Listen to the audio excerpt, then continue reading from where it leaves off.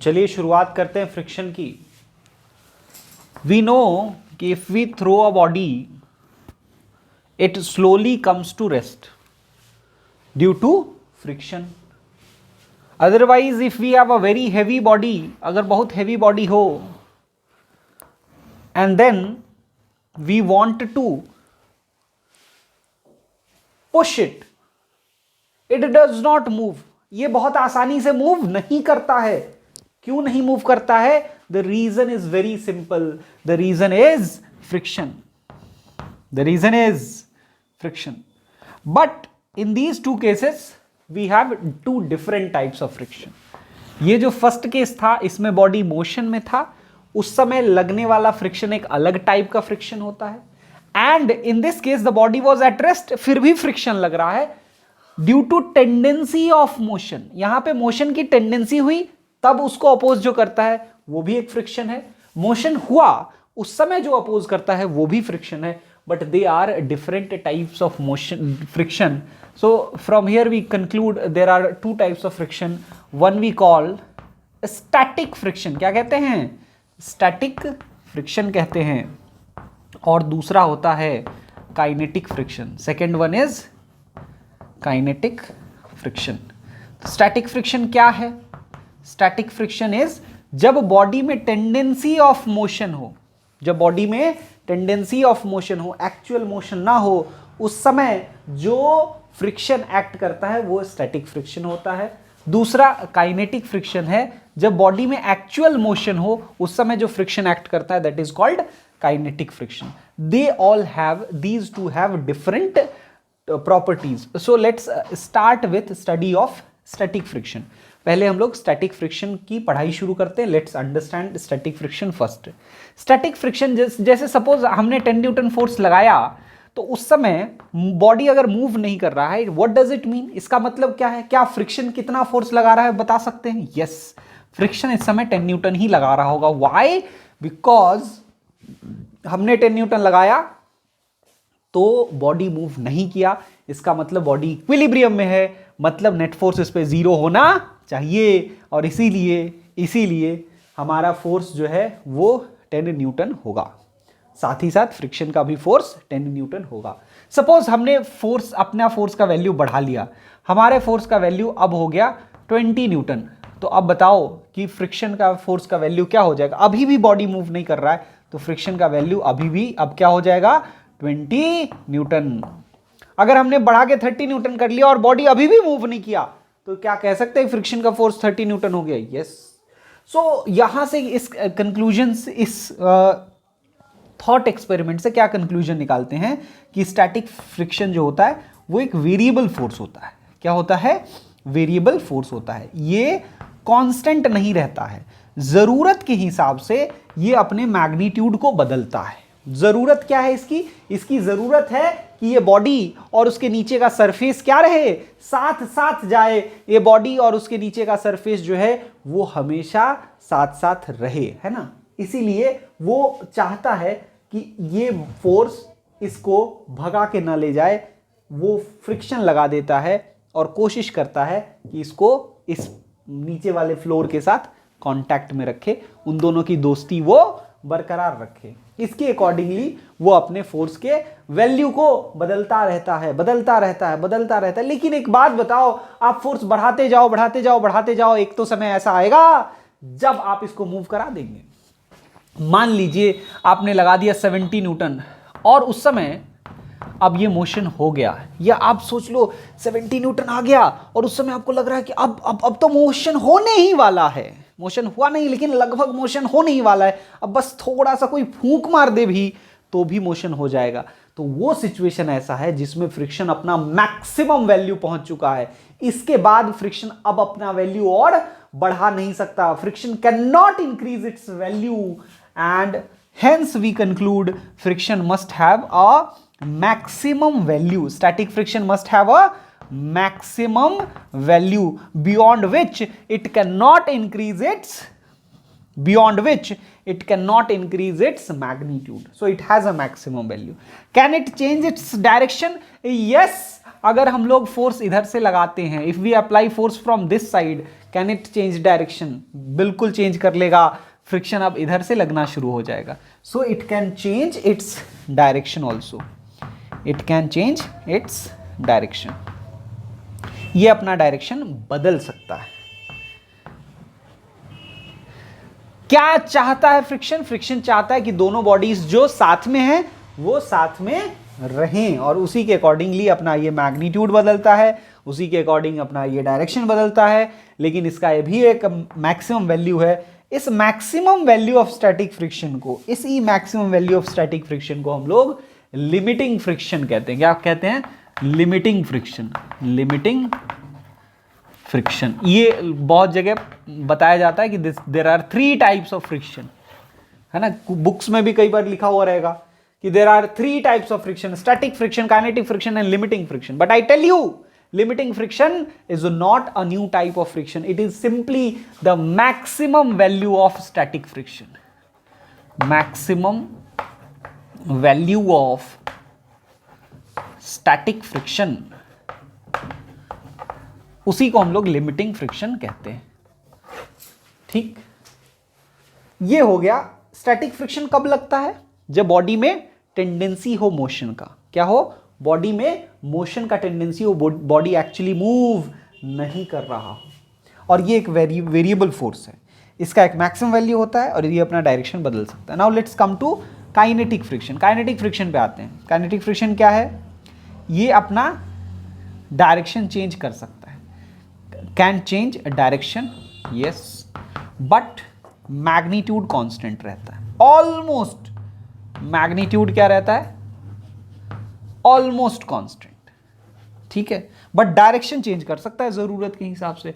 For example, अगर आपने body को ऐसे फेंका, फ्रिक्शन इधर लग रहा होगा टू अपोज इट, उसको रोकने के लिए. और अगर आपने इधर फेंक दिया तो फ्रिक्शन अपना डायरेक्शन बदल लेगा. ठीक, ये इसका मैग्नीट्यूड कांस्टेंट होता है, ये डायरेक्शन चेंज कर सकता है. दूसरा क्या चीज है? इंडिपेंडेंट ऑफ स्पीड है. ये तभी लगेगा ना, ये तभी लगेगा ना जब स्पीड हो, जब वेलोसिटी हो बॉडी के पास. तो ये इंडिपेंडेंट ऑफ वेलोसिटी होता है. इंडिपेंडेंट ऑफ वेलोसिटी होगा. ठीक है, वेलोसिटी से क्या रहेगा? इंडिपेंडेंट. अनलेस कि वो वेलोसिटी बहुत कम नहीं हो, बहुत ज्यादा नहीं हो. ये पॉइंट इंपॉर्टेंट क्यों है? इसलिए कि एक फ्रिक्शन होता है दूसरा फ्लूइड फ्रिक्शन, जिसको विस्कोसिटी कहते हैं. वो विस्कोसिटी वेलोसिटी ऑफ बॉडी पे डिपेंड करता है, इसलिए ये पॉइंट इंपॉर्टेंट है. उसके अलावा एक इंपॉर्टेंट चीज है कि independent of area of contact. Independent of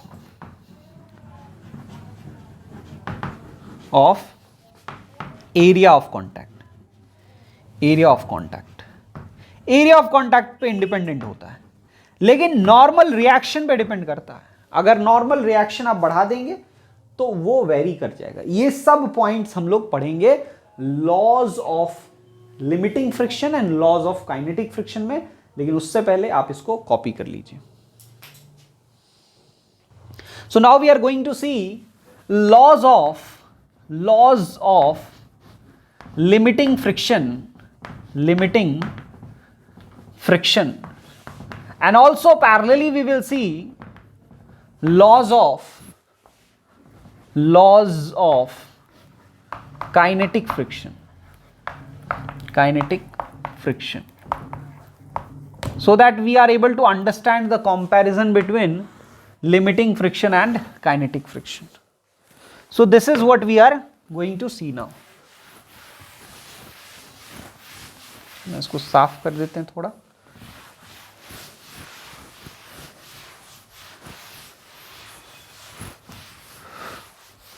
Okay, so what is the first point about laws of limiting friction?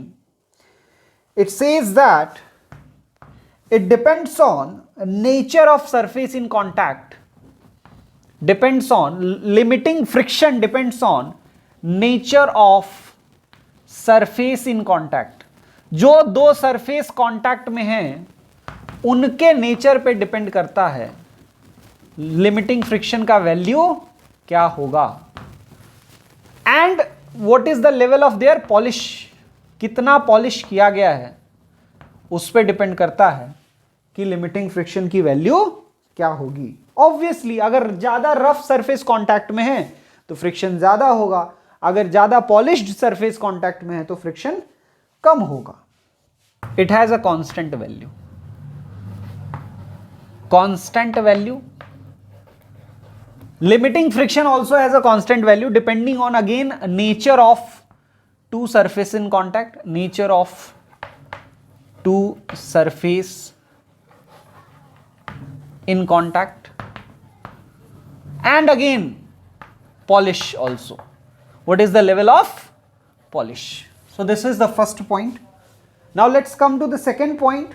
The second point says the limiting friction acts tangential to the surface of contact. जैसे मान लो ये body है तो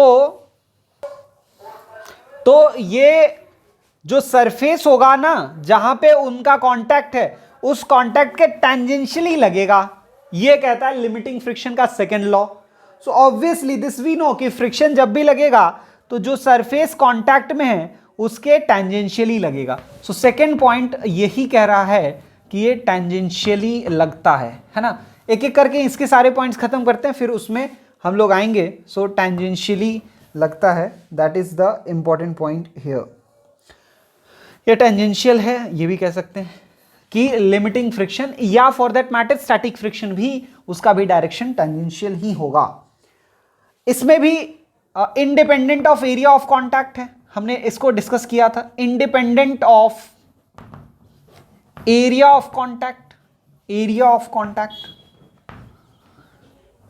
as long as normal constant हो। Normal अगर constant हो तो, अगर एरिया ऑफ कॉन्टैक्ट हो बढ़ने की वजह से नॉर्मल बढ़ जाए then limiting friction may get affected, but as long as normal reaction remains constant,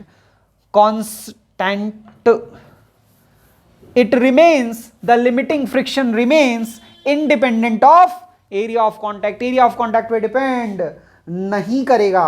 उसके अलावा जो लास्ट पॉइंट है, फोर्थ पॉइंट है लॉज ऑफ लिमिटिंग फ्रिक्शन का, वो ये कहता है कि लिमिटिंग फ्रिक्शन यानी एफएस मैक्सिमम जो होगा वो डायरेक्टली प्रोपोर्शनल होगा नॉर्मल रिएक्शन के।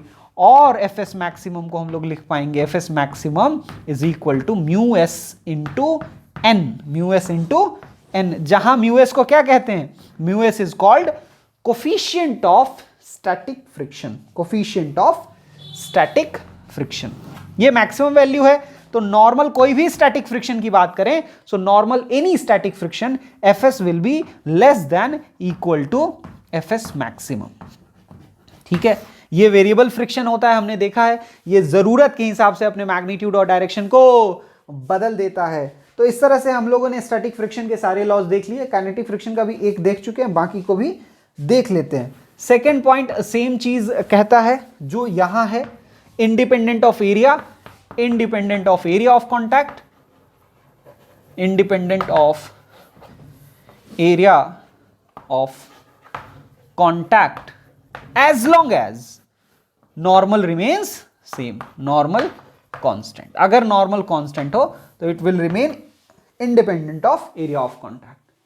थर्ड चीज ये है, ये भी टेंजेंशियल लगता है पर ये इसके लॉ में लिखा हुआ नहीं हो, बट आप you can write it is also acting tangentially to the surfaces of contact.